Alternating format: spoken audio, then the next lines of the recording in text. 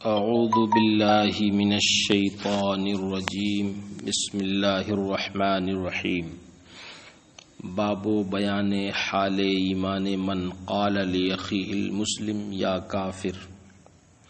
یہ باب اس شخص کے ایمان کے حکم کے بیان میں ہے جس نے اپنے مسلمان بھائی کو کافر کہا۔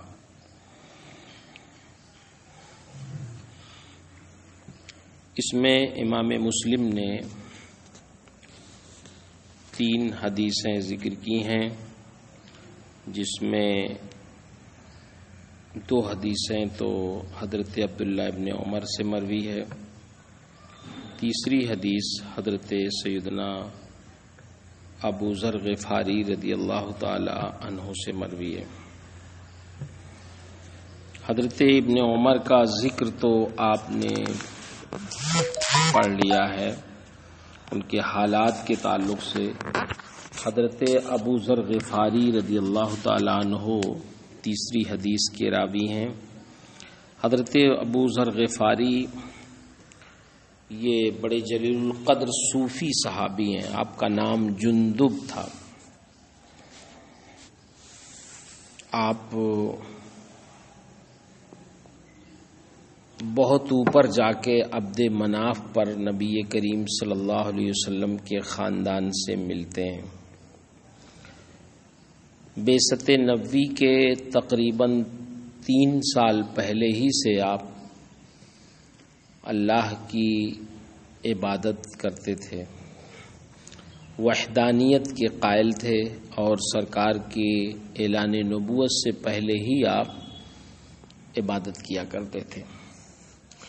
جب انہیں یہ معلوم ہوا کہ ایک شخص نے مکے میں نبوت کا اعلان کیا ہے اور لوگوں کو ایک خدا کی عبادت کی طرف دعوت دیتا ہے، تو انہوں نے تحقیق حال معلوم کرنے کے لیے اپنے بھائی کو مکہ بھیجا۔ جب ان کے بھائی واپس آ کر صورت حال بیان کی انہوں نے، تو بارگاہ رسالت میں آپ حاضر ہو کر مسلمان ہو گئے، اسلام قبول کر لیا۔ قبول اسلام کے بعد یہ چند روز مکے میں رہے، پھر نبی کریم صلی اللہ علیہ وسلم نے انہیں تبلیغ اسلام کے لیے ان کے گھر اور قبیلے میں واپس فرما دیا۔ انہوں نے نبی کریم صلی اللہ علیہ وسلم سے اس بات پر بیعت کی تھی کہ راہ خدا میں انہیں کسی ملامت کرنے والے کی ملامت کا خیال نہ ہوگا، اور یہ حق بات کہہ دیا کریں گے اگرچہ وہ تلخ ہو۔ اسی لیے حضرت سیدنا ابو ذر غفاری رضی اللہ تعالی عنہ حق بات کہنے میں کسی کے ملامت کی نہ کوئی فکر رکھتے، نہ کوئی خوف رکھتے تھے۔ یہ نہایت سادہ طبیعت کے ایک قناعت پسند اور عبادت گزار انسان تھے۔ نبی کریم صلی اللہ علیہ وسلم فرمایا کرتے تھے کہ ابو ذر دنیا میں عیسیٰ بن مریم کے زہد پر چل رہے ہیں۔ انہیں دنیا سے کوئی سروکار نہ تھا، ایک فقیرانہ اور سادہ زندگی گزارنا آپ کا طریقہ تھا۔ اسلام قبول کرنے کے بعد اپنے قبیلے بنو غفار میں واپس چلے گئے، جیسا کہ آپ نے سنا۔ مکہ مکرمہ اور مدینہ منورہ کے پاس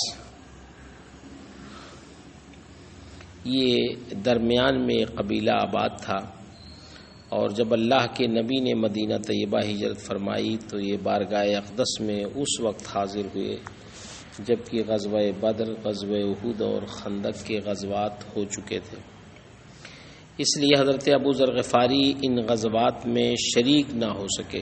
پھر یہ آخری وقت تک نبی کریم صلی اللہ علیہ وسلم کی صحبت میں رہے، اور حضرت سیدنا ابو بکر صدیق رضی اللہ تعالی عنہ کے عہد خلافت تک یہ مدینے میں ہی مقیم رہے۔ حضرت ابوبکر صدیق کے وصال کے بعد یہ شام چلے گئے، پھر حضرت عثمان غنی نے انہیں اپنے عہد خلافت میں مدینہ بلا لیا۔ پھر یہ اپنی مرضی سے یا حضرت عثمان غنی کے حکم سے مدینہ کے قریب ایک جگہ ربضہ ہے، وہاں چلے گئے اور وہیں پر آپ نے سکونت اختیار کر لی۔ 32 ہجری میں ربضہ کے کسی سنسان مقام پر آپ کا وصال ہو گیا۔ آپ کی تجہیز و تکفین میں مومنین کی ایک جماعت نے حصہ لیا جو اتفاقاً وہاں پہنچ گئی تھی، اور حضرت عبداللہ ابن مسعود نے نماز جنازہ پڑھائی۔ آپ سے تقریباً 281 حدیثیں مروی ہیں جو بخاری، مسلم اور صحاح ستہ میں موجود ہیں۔ یہ حضرت سیدنا ابو ذر غفاری رضی اللہ تعالی عنہ کی مختصر سوانح اور حالات تھی آپ کی معلومات کے لیے۔ حضرت ابن عمر کا ذکر آپ نے سن لیا ہے۔ پہلی دونوں روایتیں حضرت ابن عمر سے مروی ہیں۔ ان ابن عمر ان النبی صلی اللہ علیہ وسلم قال اذا اکفر الرجل اخاہ فقد باء بها احدهما۔ ابن عمر فرماتے ہیں کہ نبی کریم صلی اللہ علیہ وسلم نے ارشاد فرمایا جس نے اپنے بھائی کو کافر کہا تو وہ کفر دونوں میں سے ایک کی طرف یقیناً پلٹے گا۔ دوسری روایت میں ہے ان عبداللہ ابن دینار انہ سمع ابن عمر یقول قال رسول اللہ صلی اللہ علیہ وسلم ایما امرئ قال لاخیہ یا کافر فقد باء بها احدہما ان کان کما قال والا رجعت علیہ۔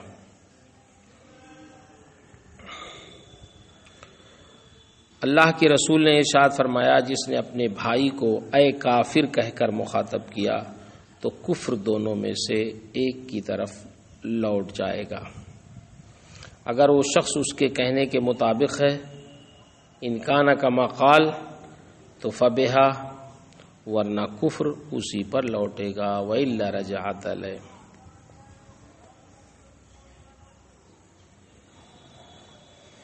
نیچے تیسری حدیث ہے عن ابی ذر انہ سمع رسول اللہ صلی اللہ علیہ وسلم یقول لیس من رجل ادعا لغیر ابیہ وهو یعلمہ الا کفر ومن ادعا ما لیس له فلیس منا وليتبوأ مقعده من النار ومن دعا رجلا بالکفر او قال عدو اللہ ولیس كذلك الا حار علیہ۔ حضرت ابو ذر کی اس حدیث میں 3 چیزیں انہوں نے ذکر فرمائی ہیں۔ ایک تو یہ ہے کہ فرماتے ہیں لیس من رجل ادعا لغیر ابی، کہ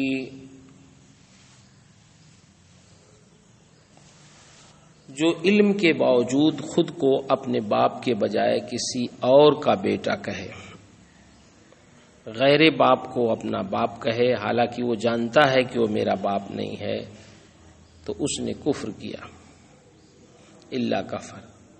ومن ادعا ما لیس له فلیس منا، اور جس نے اس چیز کا دعویٰ کیا جو اس کی نہیں ہے اور یہ دعویٰ کیا کہ میری ہے تو فلیس منا، وہ ہم میں سے نہیں ہے، اور چاہیے کہ وہ اپنا ٹھکانہ جہنم بنا لے۔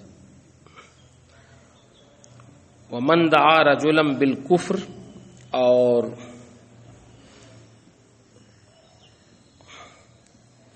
جس نے کسی کو کافر کہہ کر بلایا یا اسے اللہ کا دشمن کہا، ولیس کذالک، حالانکہ حقیقت میں وہ ایسا نہیں ہے، الا حار علیہ، تو کفر اسی کی طرف لوٹ آئے گا۔ تینوں حدیثوں میں کسی مسلمان کو کافر کہنے سے متعلق گفتگو ہے۔ آخری حدیث میں 2 چیزیں اور ہیں، جس نے کسی غیر باپ کو اپنا باپ کہا یا دوسرے کی چیز کو اپنی چیز قرار دیا تو وہ ہم میں سے نہیں ہے، یا اپنا ٹھکانہ جہنم بنا لے پہلی والی صورت میں۔ یہ ساری صورتیں، تو اب یہ 3 چیزیں ہو گئیں۔ ایک تو پہلے سب سے یہ ہے کہ ایک مسلمان کو کافر کہنا یہ کیسا ہے، یعنی ان تینوں حدیثوں میں یہ ہے کہ نبی کریم صلی اللہ علیہ وسلم نے ارشاد فرمایا کہ اگر کسی مسلمان نے اپنے مسلمان بھائی کی تکفیر کی تو وہ کفر دونوں میں سے کسی ایک کی طرف لوٹے گا. جسے کافر کہا گیا ہے اگر حقیقتاً وہ کافر ہے تو بہتر تو صحیح ہے، ورنہ کافر کہنے والا خود کافر ہو جائے گا. امام نووی رحمہ اللہ اس قسم کی احادیث کو بھی فرماتے ہیں کہ بعض محدثین نے مشکلات میں شمار کیا، یعنی یہ ان احادیث میں سے ہے جن کے معانی مشکل ہیں، اس کی توجیح کی ضرورت پڑتی ہے، کیونکہ گناہ کبیرہ یہ گناہ کبیرہ ہے، اور گناہ کبیرہ کے ارتکاب سے جیسے ایک مسلمان کافر نہیں ہوتا، یوں ہی اپنے مسلمان بھائی کو بھی کافر کہنے سے وہ کافر نہیں ہونا چاہیے، یہ کہنا چاہتے ہیں، جب تک کہ وہ دین اسلام کے بطلان کا اعتقاد نہ رکھے. اسی لیے علماء نے اس قسم کی احادیث میں بھی توجیحات کی ہیں. امام مسلم رحمہ اللہ نے اس کی مختلف توجیحات ذکر کی ہیں. پہلی توجیح یہ کرتے ہیں کہ جس مسلمان نے کسی مسلمان کو حلال سمجھ کر کافر کہا وہ واقعی کافر ہو جائے گا. تو یہاں کفر اپنے حقیقی معنی میں ہوگا. اگر یہ سمجھے کہ کسی مسلمان کو کافر کہنا حلال ہے، صحیح ہے، کہنا چاہیے، یہ جان بوجھ کے وہ کافر کہہ رہا ہے، تب تو پھر وہ ایک حرام چیز کو حلال سمجھنے کی بنیاد پر وہ ایمان سے خارج ہو گیا. دوسری توجیہ یہ کی ہے کہ جس نے کسی مسلمان کو بغیر کسی جواز کے کافر کہنے کی عادت بنا لی ہو تو وہ اپنی اس قبیح حرکت سے معالے کار کافر ہو جائے گا، یعنی انجام اس کا کفر پہ ہوگا جو اس طرح کی عادت بنا لے. تو کافر ہونے کا مطلب اس کا انجام کافر جیسا ہو سکتا ہے. تیسری توجیہ یہ کی کہ کسی مسلمان کو کافر کہنا خود کو کافر کہنے کے مترادف ہے، کیونکہ دونوں کے عقائد جب ایک ہیں تو جب ایک کو وہ مسلمان ہونے کی بنیاد پہ کافر کہہ رہا ہے تو گویا اپنے آپ کو بھی کہہ رہا، تو گویا کفر کیا اس نے. چوتھی توجیہ یہ کہ جس مسلمان نے کسی مسلمان کو کافر کہا تو اس کی تکفیر کا گناہ خود اس کی طرف لوٹ جائے گا. کافر ہو جائے گا مطلب تکفیر کا گناہ اس کی طرف لوٹ جائے گا.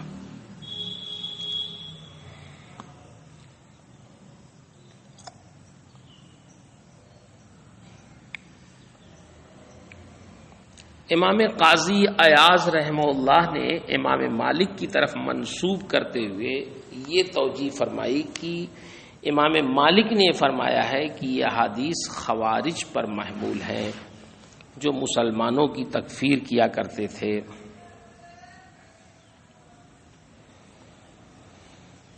تو ان کو بتانے کے لیے ہے کہ جو کسی مسلمان کی تکفیر کرتا ہے، یعنی جیسے خوارج اگر کرتے ہیں تو وہ خود کافر ہو جائیں گے، تکفیر کی بنیاد خوارج کے حق میں ہے. البتہ امام نووی رحمہ اللہ نے فرمایا کہ یہ ضعیف توجیہ ہے، اس لیے کہ اہل حق نے دیگر اہل قبلہ کی طرح خوارج کی بھی تکفیر نہیں کی ہے. اس میں یہ ہوگا کہ خوارج تکفیر اہل قبلہ کی وجہ سے خود کافر ہو گئے، مگر صحیح مذہب اور مختار مذہب یہی ہے کہ خوارج کو گمراہ تو کہا گیا لیکن کافر نہیں کہا گیا ہے. یہ چند توجیحات تھیں جو امام نووی رحمہ اللہ شارح مسلم نے اس حدیث کی توجیح میں ذکر کیا ہے. دوسری چیز حضرت ابو ذر غفاری کی حدیث میں تھا کہ جان بوجھ کر اپنے باپ کے بجائے کسی اور کو کوئی اپنا باپ کہے تو وہ کیسے کافر ہو جاتا ہے.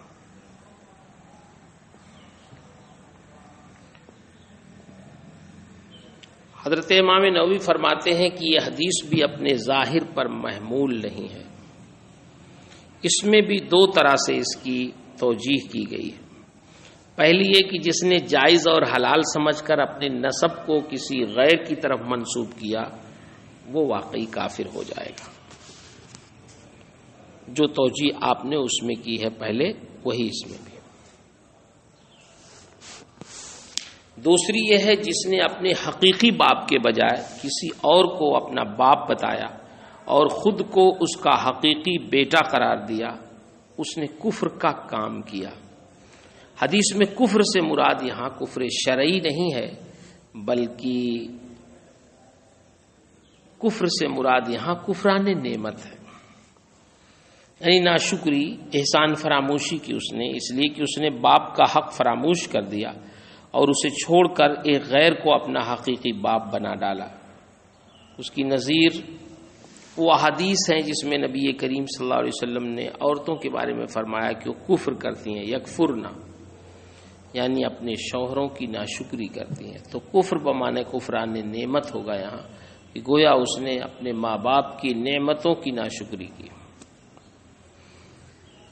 تیسری چیز تھی جس نے کسی ایسی چیز پر اپنا دعویٰ کیا جو اس کی نہیں ہے، وہ ہم میں سے نہیں ہے۔